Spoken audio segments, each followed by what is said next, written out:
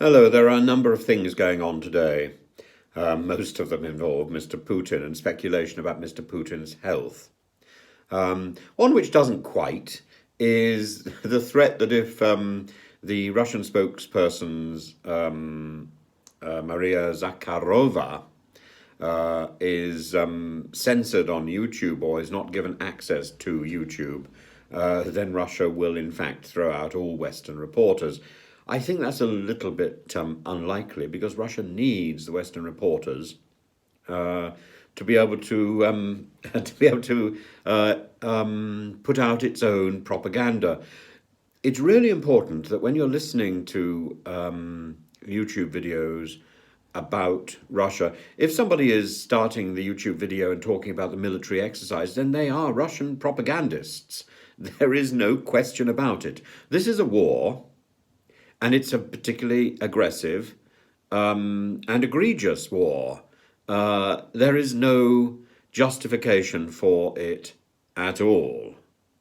There may have been some reasons for Russia being irritated, perhaps, with Ukraine in the past, but nothing justifies the level of deceit, the level of hypocrisy, and the level of viciousness with which Russia has pursued this war. That gives the lie to everything. Very, very simple. So anybody who is saying that this is a military exercise is part of Russian propaganda. And these people turn up all over the internet, and I have so many people saying, have you seen such and such? Yes, actually I have.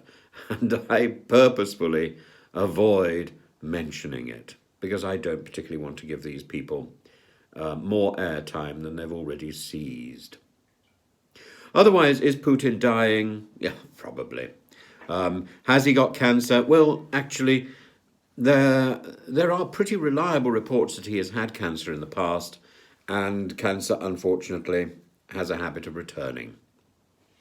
So it is probable that Mr. Putin is seriously ill.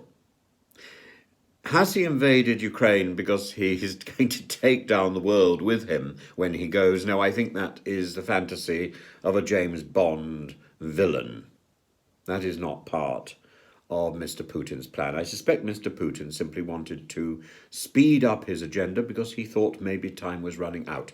Time is running out. He made a miscalculation and he assumed Ukraine was far less prepared than it actually was and would receive far less support than it actually has. Mr. Putin has made a serious tactical mistake.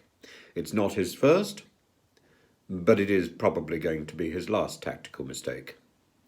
And now, like any Tin Pot villain, he's running around the place punishing those generals and military commanders who didn't give him the best information that they possibly could.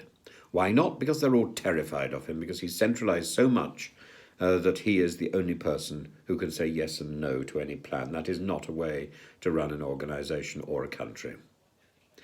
So anyway, that's the one bit of news today. The other bit of news is Boris's absurdity and the attempt that Rishi Sunak has made to pass off a tax on big companies as his own idea rather than the idea of the Labour Party. Deceit is deceit, however it is manufactured, and I'm afraid we have to call it out. This is deceptive.